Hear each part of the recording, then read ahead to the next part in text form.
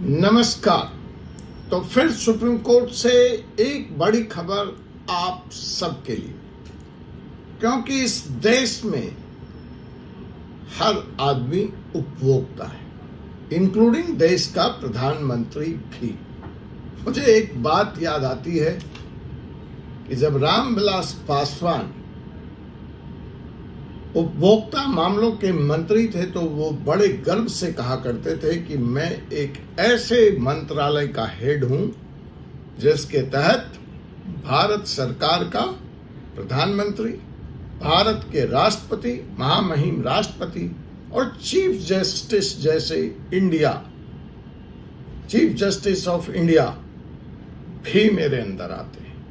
वो इसका मतलब यही था कि वो कहते थे कि everybody is a consumer and I am the minister for consumer affairs.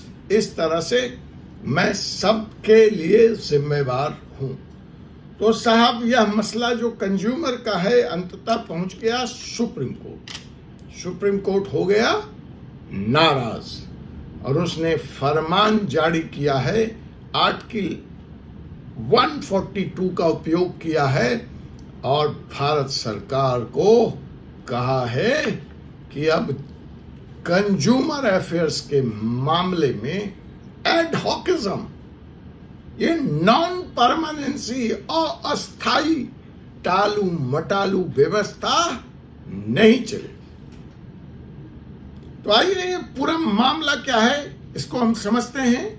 मैं हूं advocate doctor Ajay Kumar Pandey, supreme court of India से, और फिलहाल आप इस वक्त देख रहे हैं हमारा कानूनी चैनल। तो साहब, भारत में इस समय 5.5 लाख से ज्यादा कंज्यूमर मामले पेंडिंग हैं और सुप्रीम कोर्ट ने कहा है यह चलेगा नहीं, यह नहीं चलेगा। आपको 5 साल का अल्टीमेटम है, 5.5 केसेस को 0 करिए, फुल टाइम जजेस बिठाइए, फुल टाइम कंज्यूमर कोर्ट लगाइए, टेम्पररी और एडहॉक व्यवस्था बंद कीजिए। अपने इस आदेश को देने के लिए सुप्रीम कोर्ट ने आर्टिकल 142 के तहत जो उसको पावर है उसका उपयोग किया और यह बहुत बड़ी बात है। अक्सर सुप्रीम कोर्ट 142 का उपयोग नहीं करता है। तो अब हम जानेंगे, और आज हम जानेंगे और यहां हम जानेंगे कि क्या भारत अब एडहॉक जस्टिस, अस्थायी जस्टिस के दौर से बाहर निकल रहा है और वास्तव में आजाद मुल्क के तौर पर सांस लेगा 70 साल के इस आजादी के बाद। आजकल सुप्रीम कोर्ट ने जो एटम बॉम्ब ड्रॉप किया है वह कंज्यूमर सिस्टम, जस्टिस सिस्टम को हिलाकर रखती। आइए समझते हैं इस पूरे मामले को। 17 जून 2025, बिल्कुल आज की ताजा जजमेंट है, उसकी समीक्षा लेकर आया हूं। यही तो होता है 4C सुप्रीम लॉ पार्टनर पर। तो अगर आप नहीं देख रहे हैं तो आप कानून के तौर पर पिछड़े हुए हैं और आप कुछ मिस कर रहे हैं। तो अपने आज के इस जजमेंट में सुप्रीम कोर्ट ने सेलुकर वर्सेस लिमिये मामले में सुप्रीम कोर्ट को आदेश दिया है, सुप्रीम कोर्ट को निर्देश दिया है आर्टिकल 142 का उपयोग करते हुए। और क्या क्या कहा है।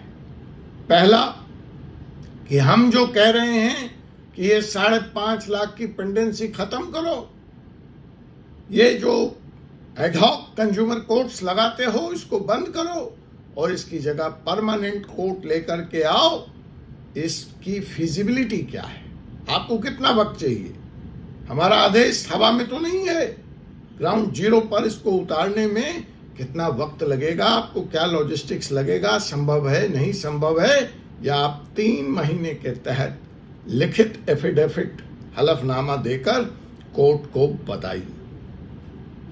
लेकिन कहा है कि चलिए वो तो अरेंजमेंट्स की बात है जिसके लिए आपको 3 महीने में एफिडेविट देना है, लेकिन हम आपको साथ में ही 4 महीने दे रहे हैं जिसमें आप रूल को नोटिफाई तो कर ही दीजिए, नए कानून को आप नोटिफाई कर दीजिए। और वो नोटिफाई किस बैकग्राउंड में करेंगे? Roger Matthew and MBA judgment. अब ये रॉजर मैथ्यू और एमबीए जजमेंट्स क्या है, हम इस पर भी आगे बात करेंगे। 5 साल जो प्रिजाइडिंग अफसर्स हैं उनका टेन्योर फिक्स कीजिए, अस्थायी एडॉक नियुक्ति मत कीजिए, साल 2-2 साल 6-6 महीने की ऐसी नियुक्ति होती है कंज्यूमर कोर्ट। बोला उनका टेन्योर फिक्स होगा, 5 साल का होगा, वह आप इंश्योर कीजिए।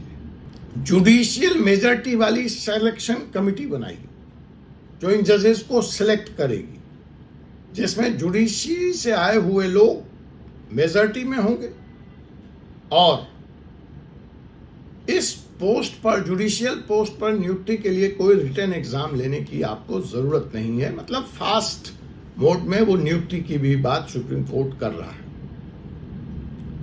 उसने यह भी कह दिया कि ओनली सीनियर डिस्ट्रिक्ट जज वही प्रेसिडेंट बन सकते हैं कंज्यूमर कोर्ट के। अब सवाल यह है कि मैं कह रहा हूं कि यह सुप्रीम कोर्ट ने एटम बम फोड़ दिया। अभी एटम बम कैसे, ऐसा क्या अभूतपूर्व हो गया कि मुझे भी वीडियो बनाना पड़ा, सुप्रीम कोर्ट को दखल देना पड़ा? तो भैया इंडिया में फिलहाल एक नेशनल कंज्यूमर कोर्ट है, कंज्यूमर फोरम है, 36 स्टेट है और 696 डिस्ट्रिक्ट कमीशन है। तो टोटल 733 बॉडीज इस वक्त कंज्यूमर उपभोक्ता अधिकार के लिए, उपभोक्ता न्याय के लिए काम कर रही है। अगर हम फरवरी 2023 की बात करें, जो डाटा मेरे पास उपलब्ध हो पाया उसमें 2 साल और जुड़ गए, तो अब तक जो केस है वह पेंडिंग है 5,52,686। 2 साल में 2 लाख और बढ़ गए होंगे। जो रियल एस्टेट है उसका इकलौता 50,000 से ऊपर केस पेंडिंग है इन विभिन्न अदालतों में, डिस्ट्रिक्ट से लेकर के नेशनल तक। रूल कहता है, कानून कहता है कि इन मसलों का निपटारा 3 से 5 महीनों में होना चाहिए, लेकिन कंज्यूमर कोर्ट का जो इंफ्रास्ट्रक्चर है, जो वैकेंसीज है, वहां नियुक्तियां नहीं होती, जो स्टाफ शॉर्टेज है, वह कहां निपटारा 3 से 5 महीने का है और लग रहे हैं फिलहाल 2-2.5 साल से भी ज्यादा। तो इस पूरे मुद्दे को समझते हुए सुप्रीम कोर्ट ने कहा यह समस्या तभी सॉल्व हो सकती है जब फिक्स टेन्योर होगा, फुल टाइम कोर्ट होगा, टेम्पररी जजेस नहीं चलेंगे क्योंकि उनकी कोई अकाउंटेबिलिटी नहीं है। रेट ऑफ एट्रिशन, उनके छोड़ जाने की भी जो दर है वो बहुत ज्यादा है। 5 साल का टर्म जब सुनिश्चित होगा तो कंसिस्टेंसी भी आएगी, इंस्टीट्यूशनल स्टेब्लिशमेंट भी बनेगा और बेहतर फैसले आएंगे। जुडिशियल मेजॉरिटी होने से राजनेताओं, पॉलिटिकल पावर, राजनीतिज्ञों का इंटरफेरेंस भी रुकेगा और इस व्यवस्था को कायम करने के लिए सुप्रीम कोर्ट ने आर्टिकल 142 कंप्लीट जस्टिस डॉक्ट्रिन का उपयोग किया।